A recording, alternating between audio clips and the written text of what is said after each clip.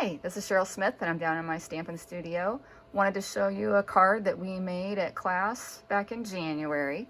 This is a twisted card and I found the pattern and instructions from Patsy Wagner, and I'm sorry I can't remember her website at the moment, but if you Google twisted card and Patsy Wagner, you will sure find it.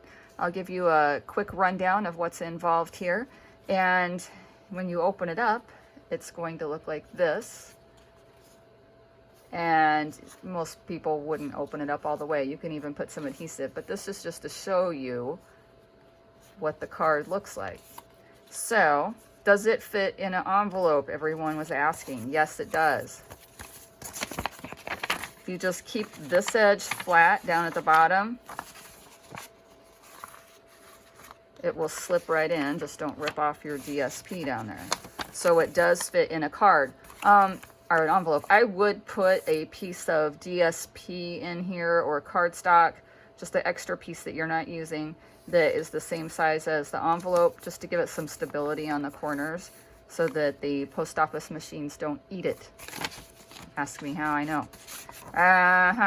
So let's learn how to make this twisted card really quick.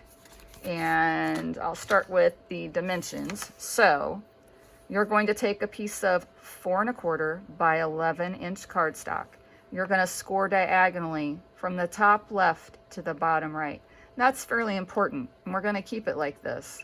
So this piece right here, again, 4 1/4 by 11, score diagonally, top left to bottom right. You're going to end up with this piece right here, which is scored right along this line. Super important. You're going to fold up on that score line. Fold up. So now you can see that's the basics of the card. What we're going to do is we're going to take this and we're going to put the point right down here at 5 7/8. Which when I run up is just above that 1. So we'll run this piece of cardstock out right there to 5 7/8. And then we're not going to use the scoring blade on it. That would be terrible. Or scoring blade. We're not going to use the cutting blade. We are going to use the scoring blade. Run that over it a few times. Okay. Get this back out of the way. So when we fold it, you're going to want this pocket on the inside and the pocket on the front. We're going to take this over and make our corners match up. And then once the corners match up, I never have my bone folder over here where I need it. I really do need it for this. So you see how those are matched up like that. Pull it away from that edge, the open edge, and run it back here towards that folded edge, just in case your score line and your measurements were off a little bit. If you run that back, that'll help keep that straight. So I'll get the bone folder and smooth that out later. It'll make a big difference. But that's the basics of our card. Again, we had the score line on our 4 1/4 by 11 inch piece from the top left corner to the bottom right. Fold up, and essentially you're just scoring it and folding it in the middle to end up with this card. So what do we need next? Well, we are going to need a 2 inch by 5 1/2 inch piece of DSP. And what we're going to do, remember that diagonal cut from top left to bottom right? We're going to make that again, only instead of scoring, we're going to cut right along there. So what we end up with was a rectangle. Now it's 2 triangles. And we're going to use those right here on this piece. So let's put those on. This is really pretty DSP from the Best Dressed Suite. And it is called the Best Dressed DSP. It comes in 6 by 6. And again, it is double-sided, which can be good or bad depending on if you really like both sides of the DSP like I usually do. So we'll put one piece here in the front flap, and then the next piece we're going to put right in the back. I always have a hard time running it all the way out to the point. Sometimes I have to put a little bit of liquid glue on the point. And I always rub that adhesive off because I really hate it when I put my finished product down, especially if you put it front side down on here to glue something down and you end up sticking it to your paper. That will drive me crazy. All right, so we have those two pieces on there. Next piece, what do? We need a 4 by 4.5 piece of DSP and a 4 by 4.5 piece of cardstock. And what we're going to do is we're going to cut that based on a score line from the middle of the 4-inch side up to the top right corner. So let's see. Oh. Here we go.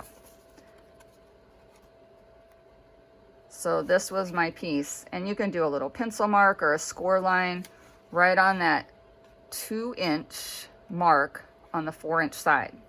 So this is the taller side. That's the 4.5. This is the 2-inch. Score right here in the middle, 2 inches. And then when you turn that in your trimmer, you're just going to line up that score line and the corner, and then you're going to slice it and cut it, and you end up with this piece right here. I should have waited to do that, show you guys, but I hope you get the idea.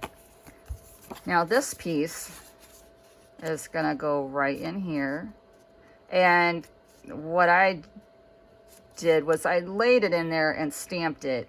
You're not going to be able to flip it because that just won't work, but you would be able to cut and use a different piece, and that's a lot easier to just pull out than it is to peel that up after you've already put adhesive on it and put it in there. So stamp it before you put your adhesive on. So we'll lay that right here. And in this side, you're going to put some DSP. You have to decide before you cut your DSP what side you want to use, because again, it's really important for the cut. You're going to want to make sure that the side that you want to use is face up. Again, here in the middle is your 2-inch score line. Run it up to that corner and just slice that off. If we had done it the opposite way, we'd be using this side of the DSP. And while it's pretty, it doesn't really look as nice with this DSP as this side does. So remember, keep that face up on this DSP when you're doing your measuring and cutting, and you'll get that just right. So let's go ahead and put our adhesive on here.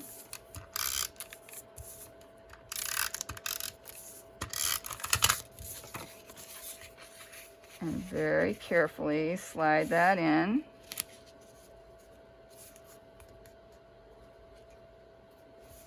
There we go. That's really pretty. We got Highland Heather here and Petal Pink. We've got some mint macaron and the old olive and a little bit of mossy meadow right there. So you could choose a lot of different colors to coordinate with that. We're going to go ahead and finish our front here. I've got some pieces. This is Petal Pink, and I believe that is 1 3/4 inch circle punch. It was a little bit different in color than this DSP, and I didn't like that. So I put some vellum over it, and it softened it, and it made a big difference. This little medallion piece I cut out of the Pear Pizzazz cardstock. We'll go ahead and layer those up. Put that right on top of there. Then this one goes right on top of that. And I believe I used the medallion out of the Best Dressed bundle. No? All right, I'll have to look that up. Maybe it was out of the Poppy bundle. Yes. So that piece comes out of the Painted Poppies bundle and Painted Label Dies. So it's right there. Sorry. I just had a moment there. You ever have those moments where you can't remember? Okay. So we're going to use We're going to use Highland Heather. Do you ever do that? You have angst about which color is going to look best. We're just going to stamp that right here. We're going to use this 1 1/4 inch punch. Line that up right in the center.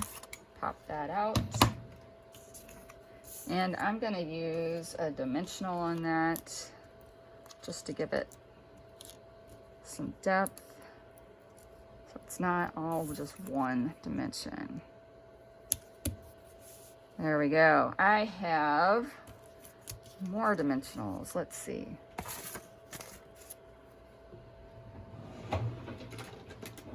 Grab some scissors.